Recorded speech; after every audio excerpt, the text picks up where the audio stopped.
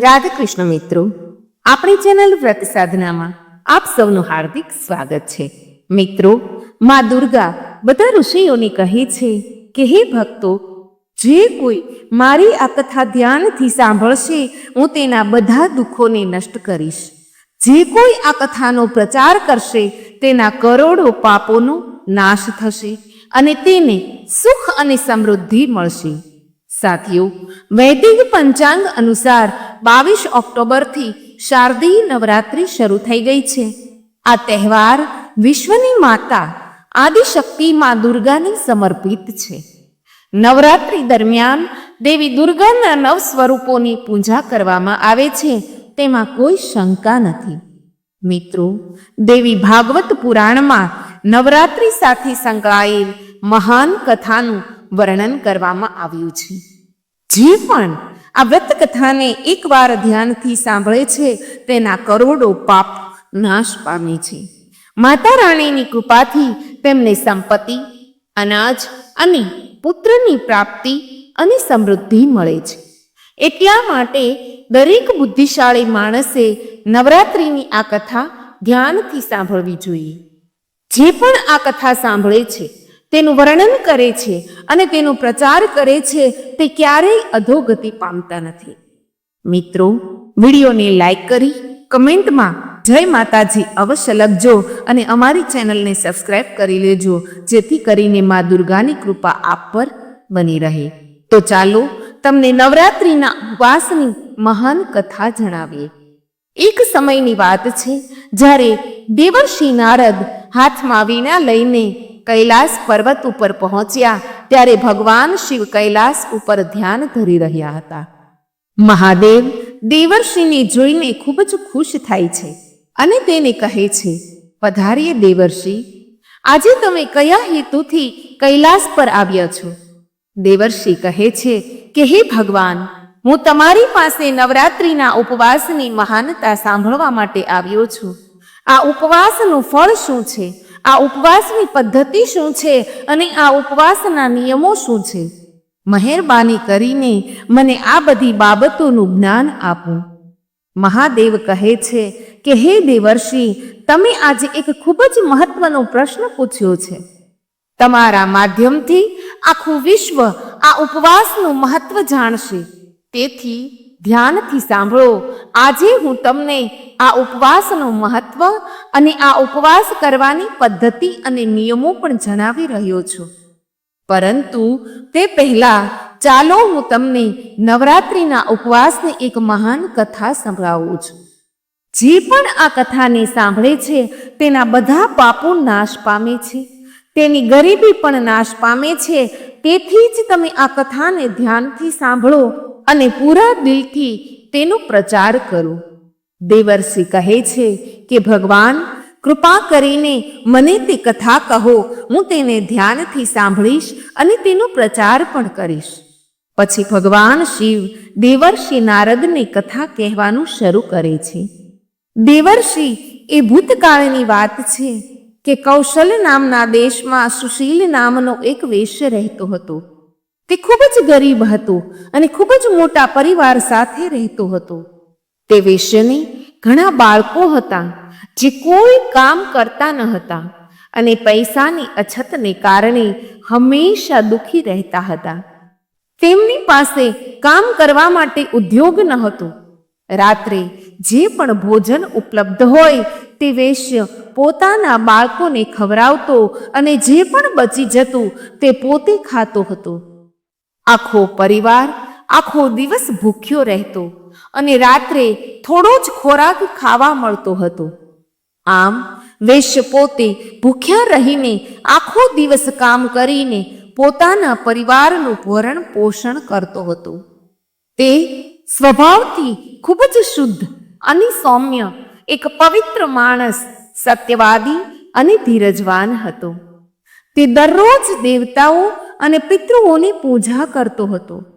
તે તેના દરવાજા પર આવતા મહેમાનોની સેવા કરતો હતો અને દરેકને ખવડાવ્યા પછી જે બાકી રહેતું તેમાંથી તે પોતાનું ગુજરાન ચલાવતો હતો.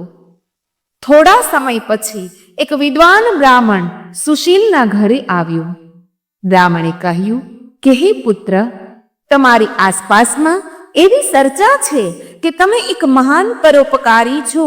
તમે મહેમાનોનું પ્રેમથી સ્વાગત કરો છો, તેથી જ હું તમારી પાસે આવ્યો છું.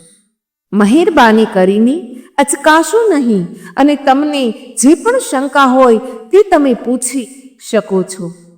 પછી વૈશ્ય કહે છે કે હે બ્રાહ્મણ દેવ, કૃપા કરીને મને જણાવો કે મારી ગરીબીનો નાશ કેવી રીતે થઈ શકે છે.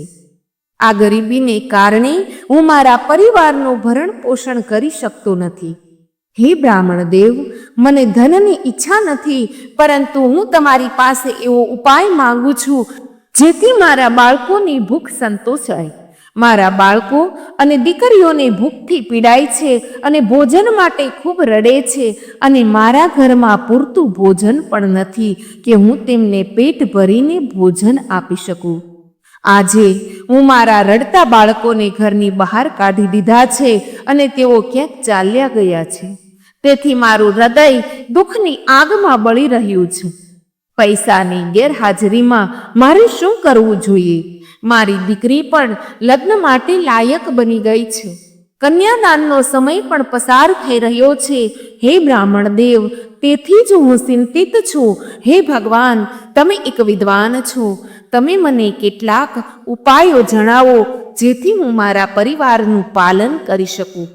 કૃપા કરીને તમારા જ્ઞાનના બળ પર વિચાર કરીને મને કોઈ ઉકેલ જણાવો. આ રીતે વૈશ્ય દ્વારા વિનંતી કરવામાં આવી. બ્રાહ્મણે ખૂબ ખુશીથી વૈશ્યને કહ્યું કે હે વૈશ્ય, હું તમારા દુઃખનું કારણ સમજી ગયો છું. હવે તમે નવરાત્રિના ઉપવાસની વિધિ કરો, જેમાં તમે માં ભગવતીની પૂજા કરો, દેવીના મંત્રોનો જાપ કરો. તેનાથી તમારા બધા કાર્યો પૂર્ણ થશે. તમારી ગરીબીનો નાશ થશે. આ પૃથ્વી પર નવરાત્રિનું વ્રત જેવું પવિત્ર બીજું કઈ વ્રત નથી. આ વ્રત હંમેશા જ્ઞાન અને મોક્ષ આપે છે, સુખ અને સમૃદ્ધિમાં વધારો કરે છે અને દુશ્મનોને સંપૂર્ણ રીતે નાશ કરે છે. વનવાસ દરમિયાન ભગવાન શ્રી રામે દેવી સીતાના અલગ થવાથી ખૂબ જ દુઃખી થયા હતા. ત્યારબાદ કિષ્કિંધા પર્વત પર આ વ્રત કર્યું હતું. આ વ્રતની અસરથી તેણે રાવણ અને તેના પુત્રોને સમુદ્ર પર પુલ બનાવીને મારી નાખ્યા હતા અને સીતા માતાને મેળવ્યા હતા. મહાદેવ કહે છે કે હે દેવર્ષિ, આ રીતે બ્રાહ્મણે વૈશ્યને નવરાત્રિના વ્રતનું મહત્વ સમજાવ્યું. જે સાંભળીને વૈશ્ય ખૂબ જ ખુશ થયા અને તેમણે તે બ્રાહ્મણને પોતાના ગુરુ તરીકે સ્વીકાર્યા અને તેમની પાસેથી દેવીનો મંત્ર લીધો.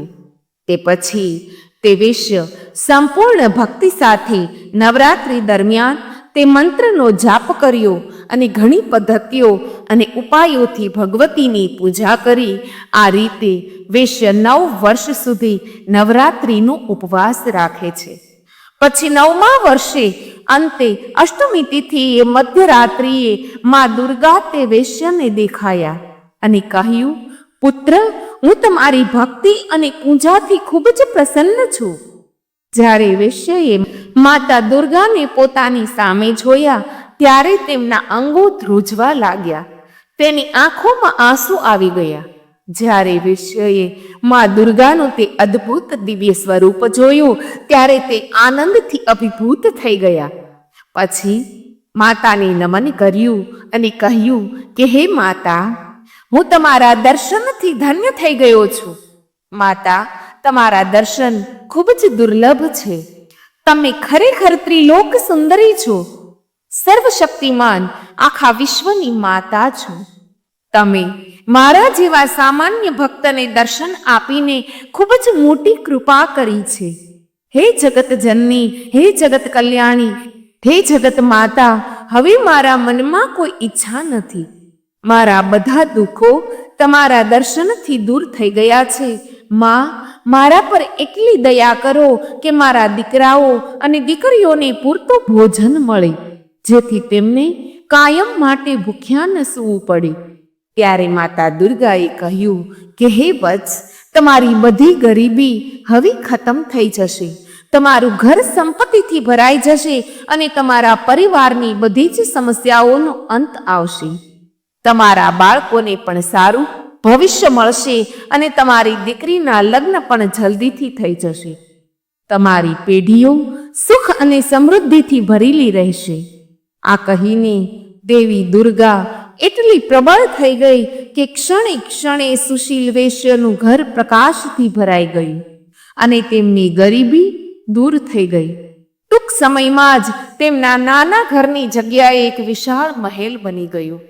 તે મહેલ સોનાના મણકા અને કિંમતી રત્નોથી ભરેલો હતો. તેના બધા બાળકો ખુશ અને સંતુષ્ટ થઈ ગયા. સુશીલ પાસે હવે માત્ર તેના પરિવાર માટે જ ભોજન નહોતું, પરંતુ તે અન્ય લોકોને પણ મદદ કરી શકતો હતો. ધીરે ધીરે સમય પસાર થયો અને સુશીલ તેમની દીકરીનું ધૂમધામથી લગ્ન કર્યું. સુશીલ વૈશ્યએ પોતાની ભક્તિ અને આદર ક્યારેય છોડ્યા નહીં અને મા દુર્ગાનો આભાર વ્યક્ત કરવાનું ચાલુ રાખ્યું. તેમનું જીવન હવે આનંદ અને સમૃદ્ધિથી ભરેલું હતું. તેમના પરિવારે પણ મા દુર્ગા પ્રત્યે ભક્તિ અને સમર્પણ અપનાવ્યું અને તેઓ બધાએ માતાના આશીર્વાદથી સુખી જીવન જીવવાનું શરૂ કર્યું. ભગવાન શિવ આગળ કહે છે કે હે નારદ મુનિ, હવે હું તમને એક બીજી કથા સંભળાવું છું. તમે ધ્યાનથી સાંભળજો. એક નાનકડું ગામ હતું અને એ નાનકડા ગામની અંદર એક ગોવાળિયો રહેતો હતો. તે ગોવાળિયો અને ગોવાળિયાની પત્ની બંને માતાજીના પરમ ભક્ત હતા. માતાજીની સેવા પૂજા કરતા અને માતાજીની આરાધના કરતા હતા. ગોવાળિયો આખો દિવસ ગાયો ચરાવવા જાય અને તેની પત્ની ઘરે પૂજા પાઠ કરે અને માતાજીની આરાધના કરે. ઘરના કામ કરી અને પોતાનું ગુજરાન ચલાવે છે. આ ગોવાળિયો વનવગડાની અંદર ગાયો ચરાવતો. એક દિવસ તે ગાયો ચરાવતો હતો ત્યારે તેણે જોયું કે એની ગાયો સાથે એક બીજી ગાય હતી.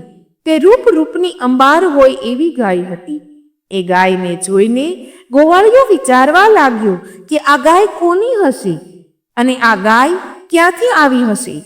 એક દિવસ, 2 દિવસ, 4 દિવસ આમ રોજ એક ગાય આવતી અને ગાયો સાથે ચારો ચરતી અને સાંજે પાછી જતી રહેતી. ગોવાળીએ એક દિવસ વિચાર કર્યો કે આ ગાય કોની અને ક્યાંથી આવે છે. એ જોવા માટે એ ગાયની પાછળ પાછળ જવા લાગ્યો. એ ગાય આગળ જાય અને એ ગોવાળિયો એની પાછળ ચાલ્યો જાય. ચાલતા ચાલતા એ ગાય એક ડુંગર ઉપર ચડી અને ડુંગર ઉપર જોયું તો એ ડુંગરની ઉપર એક મહેલ હતો. આ મહેલની અંદર આ ગાય વળી પાછી ગોવાળિયો જુએ છે ત્યાં તો એક ડોશીમાં સોનાના હિંડોળા ઉપર હિંચકા ખાતા હતા. એ વૃદ્ધ ડોશીમાને જોઈને ગોવાળિયો તેમને પગે લાગ્યો અને કહ્યું, પ્રણામ માતાજી. ત્યારે વૃદ્ધ ડોશીમાં બોલ્યા, બોલ બેટા, તમે અહીં કેમ આવ્યા?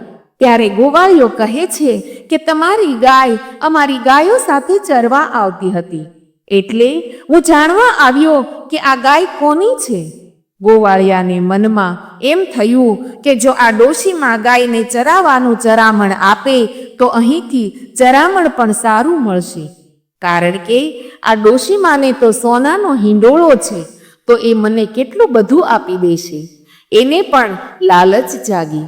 એને પણ એમ થયું કે મને પણ મારી મજૂરી મળે અને ડોશી સારી એવી મજૂરી આપે છે. ડોશીમાના ઘરે તો ધનના અપાર ભંડાર છે, એટલે એણે કીધું કે માં, આ તમારી ગાયને રોજ હું ચરાવું છું. ત્યારે ડોશીમા બોલ્યા કે બેટા, મારી ગાયને રોજ ચરાવતો હોય તો એનું ધ્યાન રાખજે. ત્યારે ગોવાળિયો કહે છે કે માં, મને મારું ચરામણ આપજો. ત્યારે ડોશીમાએ કહ્યું, કંઈ વાંધો નહીં બેટા, 12 મહિના પૂરા થાય એટલે તું તારું ચરામણ લઈ જજે. ગોવાળિયાએ કીધું કે હા માં, કંઈ વાંધો નહીં. માં, હવે રોજ તમારી ગાયને હું લઈ જઈશ અને રોજ ચરાવીશ. આમ કહી અને ગોવાળિયો ત્યાંથી જતો રહ્યો. ગોવાળિયો મનમાં ને મનમાં વિચાર કરે છે કે હે માતાજી, આ ડોશીમાની હું રોજ ગાય ચરાવીશ, એના બદલામાં મને ઘણા પૈસા મળશે. એમ વિચારી રાજી રાજી થતો થતો ગોવાળિયો પોતાના ઘેર પાછો આવે છે. પછી તો ગોવાળિયો માં અંબાજીને પ્રાર્થના કરે છે કે હે માં, તમારો ખૂબ ખૂબ આભાર. આજે મને એક ડોશીમાએ તેમને ગાય ચરાવવાના બદલામાં ચરામણ આપવાનું કહ્યું છે.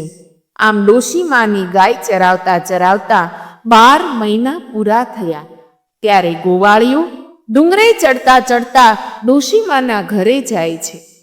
ત્યાં ડોશીમા જવને સાફ કરતા હતા. ત્યાં જઈને ગોવાળિયો ડોશીમાને પ્રણામ કરે છે અને કહે છે, માં, 12 મહિના વીતી ગયા છે, હું મારું ચરામણ લેવા આવ્યો છું. ત્યારે ડોશીમાએ કહ્યું કે હા બેટા, મને બરાબર યાદ છે, તું 12 મહિના પછી ચરામણ લેવા આવવાનો હતો. પછી માએ કહ્યું, બેટા, હું તને ચરામણ આપું છું. એમ કહીને સુપડામાં જે જવ હતા એ જવ બધા આપી દીધા. ગોવાળિયાને ધ્રાસકો પડ્યો. ગોવાળિયો વિચાર કરવા લાગ્યો કે આ શું? ડોશીમા મને આ શું આપે છે? ઘરમાં તો ધનના ભંડાર ભરેલા છે. આના ઘરમાં આટલું બધું ધન છે તો મને ફક્ત આ જુવાર આપે છે? આ ડોશી તો ખૂબ જ લોભી નીકળ્યા. આવું મનમાં વિચારી જુવારની થેલી લઈને એ ડુંગર ઉતરવા લાગ્યો અને મનમાં ને મનમાં વિચારવા લાગ્યો કે આ ડોશીમાની ગાય ન ચરાવી હોત તો સારું હતું. ડુંગર ઉતરતા ઉતરતા તેણે આ બધા જુવાર થેલીમાંથી ફેંકી દીધી અને ખાલી થેલી લઈ ડુંગર ઉતરી ગયું. જ્યારે તે ઘેર આવ્યો ત્યારે ગોવાળિયાની ઘરવાળીએ કીધું, સાંભળો, થોડું જમી લો. ત્યારે ગોવાળિયાએ કીધું, મને આજે ભૂખ નથી. ત્યારે તેની પત્ની આવીને કહે છે કે સ્વામી, શું વાત છે? આજે તમે ખૂબ જ ચિંતામાં લાગો છો. ત્યારે ગોવાળિયાએ કહ્યું કે મને એમ હતું, આપણા બાપ દાદા જેની ગાયો ચરાવતા હતા એ ડોશીમાએ તો મને કંઈ ન આપ્યું. ત્યારે પત્નીએ કહ્યું કે કોણ ડોશીમા? કયા ડોશીમાની વાત કરો છો? ત્યારે ગોવાળિયો કહે છે, અરે, આજે ડુંગર ઉપર એક ડોશીમા છે અને એ સોનાના હિંડોળા પર હિંચકા ખાતા હતા. એમની ગાય આપણી ગાયો સાથે ચરવા આવતી હતી. હું એને ચરાવતો હતો. ડોશીમાએ મને એનું ચરામણ આપવાની વાત કરી હતી. તો 12 મહિના થઈ ગયા અને હું ચરામણ માંગવા ગયો અને એમાં એવું થયું અને એમણે મને જવ આપી દીધા. ખૂબ જ કંજૂસ ડોશીમા છે. આટલી કંજૂસ આ દુનિયામાં કોઈ નહીં હોય. પત્નીએ કીધું કે તમે કોની વાત કરો છો? આપણા કોઈ બાપ દાદાએ કોઈની ગાયો ચરાવી નથી અને ત્યાં કોઈ ડોશીમા નથી રહેતા. ત્યાં કોઈ મહેલ પણ નથી કે ત્યાં કોઈ સોનાના હિંડોળે હિચકતું પણ નથી. તમે આ શું વાત કરી રહ્યા છો? પછી પત્નીએ કહ્યું, લાવો બતાવો, ડોશીમાએ શું આપ્યું છે? પત્ની બહુ હોશિયાર હતી. એણે જોયું તો થેલીની અંદર જે જુવાર ચોટી હતી એ સોના મહોર બની ગઈ હતી. પત્નીએ કહ્યું, અરે આ જુઓ, આ જુવાર નથી, આ તો સોનાની જુવાર છે. આ જુઓ, 2-4 જુવાર જે ચોટી રહી હતી એમણે જોઈ તો એ તો સોના મહોર જેવી લાગતી હતી.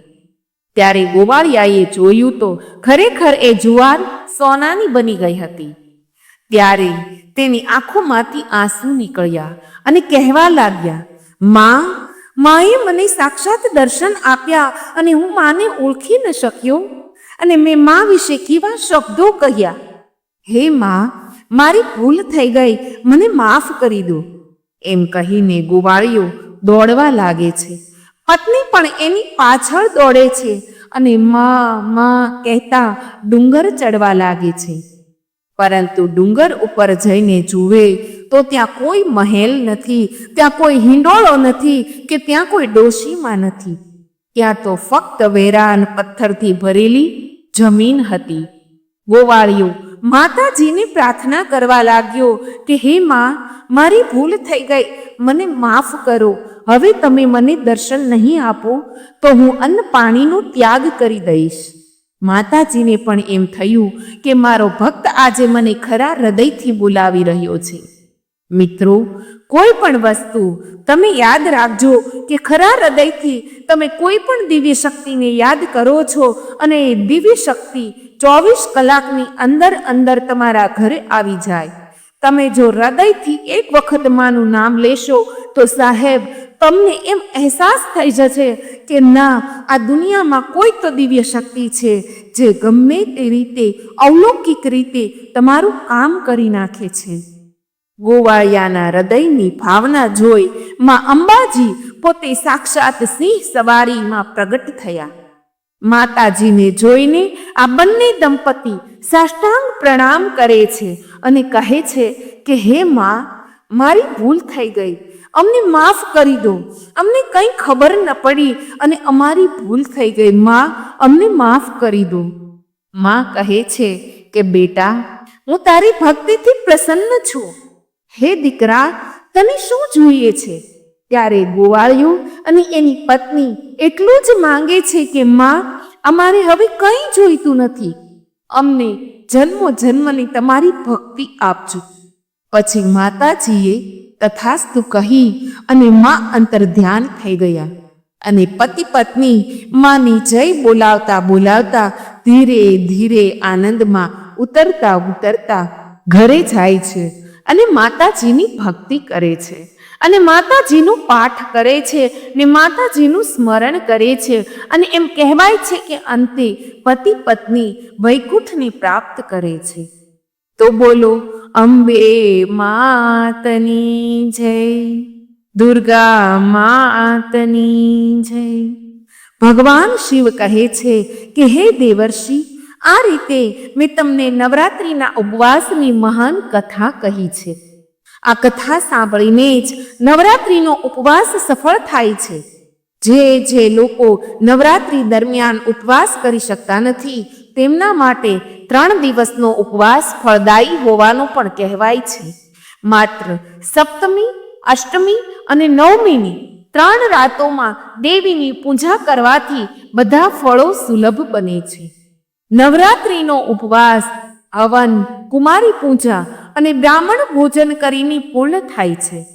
આ ધરતી પરના જગતમાં તમામ પ્રકારના ઉપવાસ અને દાન આ નવરાત્રિના ઉપવાસ સમાન નથી, કારણ કે આ ઉપવાસ હંમેશા ધન, સુખ, સંતાનમાં વૃદ્ધિ, જીવન અને સ્વર્ગ અને મોક્ષ આપશે. વિદ્યા, ધન અથવા પુત્ર આમાંથી જે પણ માણસ ઈચ્છે છે તેણે આ શુભ દિવસનું ધાર્મિક પાલન કરવું જોઈએ અને કલ્યાણકારક ઉપવાસ કરવો જોઈએ. આ વ્રતની વિધિ કરવાથી જે વ્યક્તિને જ્ઞાનની ઈચ્છા હોય તેને તમામ જ્ઞાન મળે છે અને જે રાજા તેના રાજ્યથી વંચિત હોય તેને તેનું રાજ્ય ફરીથી મળે છે. જેમણે અગાઉના જન્મમાં આ ઉત્તમ વ્રત કર્યું નથી તેઓ આ જન્મમાં ગરીબ અને નિસંતાન છે. જે મહિલાઓ વિધવા છે અથવા તેમની પાસે પૈસા નથી તેમના વિશે એવું માનવું જોઈએ કે તેઓએ અગાઉના જન્મમાં આ વ્રત ન કર્યું હોવું જોઈએ.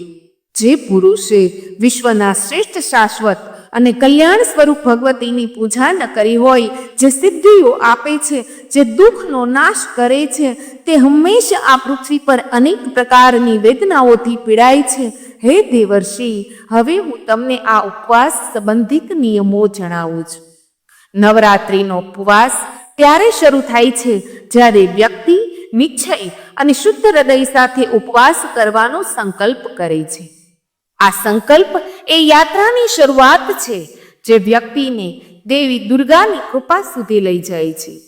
જ્યારે કોઈ વ્યક્તિ દેવી દુર્ગાની પૂજા કરવા માટે ઉપવાસ કરવાનો સંકલ્પ કરે છે ત્યારે તેને પોતાનું મન અને શરીર શુદ્ધ રાખવું જોઈએ. શુદ્ધતા એ માત્ર બાહ્ય જ નહીં પરંતુ મનની આંતરિક શુદ્ધતા પણ છે. તેથી જ ઉપવાસની શરૂઆત વ્રતથી થાય છે જેમાં વ્યક્તિ પોતાની જાતને દેવી દુર્ગાના ચરણોમાં સમર્પિત કરે છે. ઉપવાસ દરમિયાન ભોજનનું વિશેષ ધ્યાન રાખવામાં આવે છે. માત્ર શુદ્ધ આહાર લેવો જોઈએ અને તામસિક પદાર્થો વગરનો ખોરાક જ લેવો જોઈએ. જો કોઈ વ્યક્તિ આખા 9 દિવસ ઉપવાસ કરી શકે તો તે શ્રેષ્ઠ માનવામાં આવે છે. પરંતુ જો શારીરિક કારણોસર તે શક્ય ન હોય તો તે ફળોનો ખોરાક અથવા એક વખત ભોજન લઈ શકે છે. ખોરાકમાં સાત્વિકતા હોવી જોઈએ, એટલે કે ડુંગળી, લસણ અને માંસ ખાવાનું ટાળવું જોઈએ. જ્યારે તમે દેવી દુર્ગાની પૂજા કરો છો ત્યારે સંયમ સાથે જીવન જીવવું એ સાચી પૂજા છે. માત્ર ધૂપ અને દીવા સાથે જ નહીં, પરંતુ તમારા હૃદયની ભક્તિ સાથે તેમને ફૂલો અર્પણ કરો. લાલ ફૂલ દેવીને ખાસ કરીને પ્રિય હોય છે, તેથી તેમની પૂજામાં લાલ ફૂલો ચડાવવાનું શ્રેષ્ઠ છે.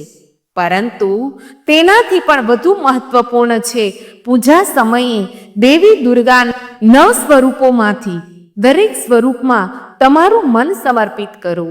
પૂજાની સાથે તેમની ભવ્યતા ગાવાનું, તેમની વાર્તાઓ સાંભળવી અને તેનું વર્ણન કરવું પણ ખૂબ જ શુભ માનવામાં આવે છે.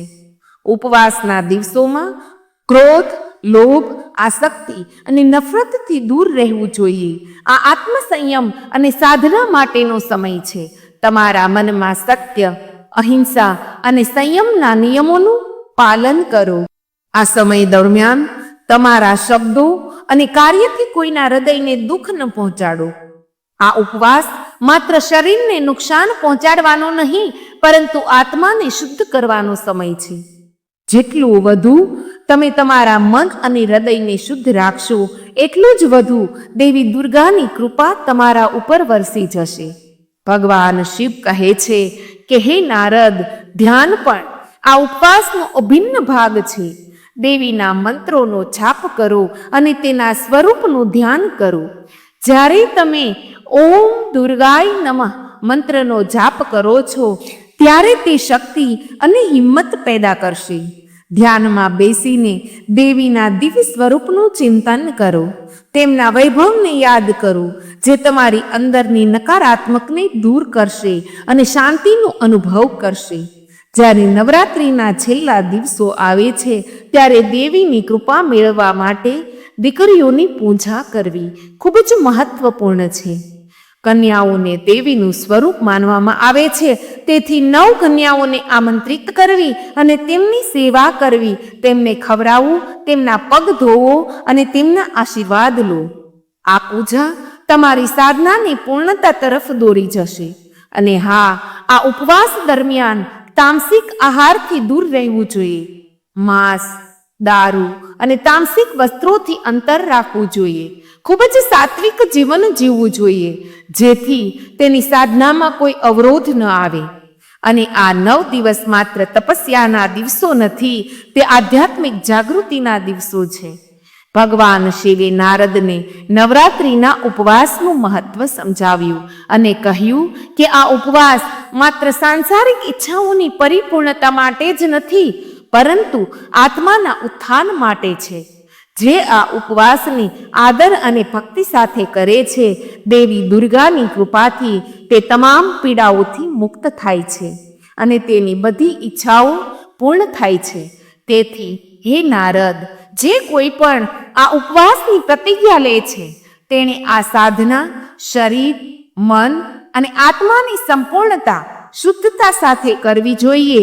સાથીઓ, નવરાત્રિ દરમિયાન માતાજીની પૂજા કરતી વખતે જો તમને લાગે કે માતાની મૂર્તિ તમારા તરફ સ્મિત કરી રહી છે અથવા માતા દુર્ગા હોઠ હલાવી રહ્યા છે, તો તમને અચાનક લાગે કે માતા દુર્ગા તમારા તરફ જોઈ રહી છે, તો તે ખૂબ જ શુભ સંકેત છે.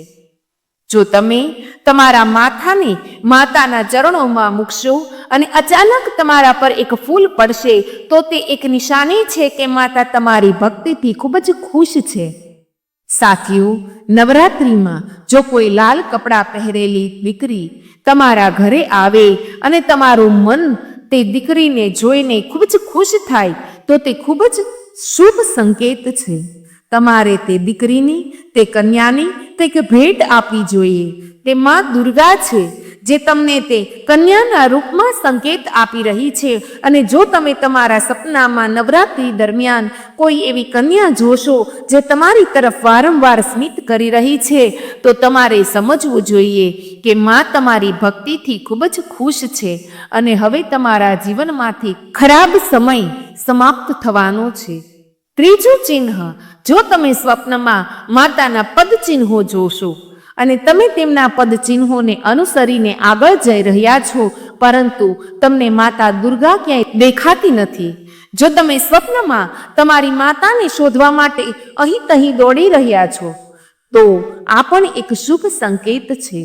જો તમે પણ આવું જ સપનું જોશો તો તમારા દુઃખનો અંત આવી જશે. ઘરમાં જો કોઈ બીમાર હશે તો તે પણ સંપૂર્ણ રીતે સ્વસ્થ થઈ જશે. ચોથી નિશાની મિત્રો, જો તમે મા દુર્ગાની આરતી અથવા આરાધના કરી રહ્યા છો અને તમે માતાની ભક્તિમાં સંપૂર્ણ રીતે ડૂબી ગયા છો અને અચાનક તમારી આંખોમાંથી આંસુ આવવા લાગે છે, તો તમારા મનમાં એક વિચિત્ર લાગણી આવે છે જે તમે સમજી શકતા નથી, તો આ માતાની નિશાની છે. માતા તમારા હૃદયમાં પ્રવેશી ગઈ છે અને હવે તમારી દરેક ઈચ્છા અવશ્ય પૂર્ણ થશે. પાંચમી નિશાની છે, જો નવરાત્રી દરમિયાન તમારી પાસે મા દુર્ગાની પ્રિય વસ્તુઓ વારંવાર તમારી પાસે આવે છે, જેમ કે માતાની શૃંગારની વસ્તુઓ, માતાના લાલ ફૂલો, માતાની લાલ ચુનરી વગેરે, તો તેને શુભ સંકેત માનવામાં આવે છે. તો મિત્રો, આવી રીતે ભગવાન શિવે દેવર્ષિ નારદને નવરાત્રિનું મહાત્મય કીધું છે. મિત્રો, આ કથા બોલતી વખતે જો મારાથી કોઈ ભૂલ થઈ ગઈ હોય તો હું પૂરા દિલથી તમારી ક્ષમા માગું છું અને આશા રાખું છું કે આ કથા તમને અવશ્ય પસંદ આવી હશે. જો આ કથા તમને પસંદ આવી હોય તો વિડીયોને લાઈક કરી ચેનલને સબસ્ક્રાઇબ જરૂરથી કરી લેજો અને કમેન્ટ બોક્સમાં જય માતાજી અવશ્ય લખજો. મિત્રો, ધન્યવાદ. જય શ્રી કૃષ્ણ. રાધે રાધે.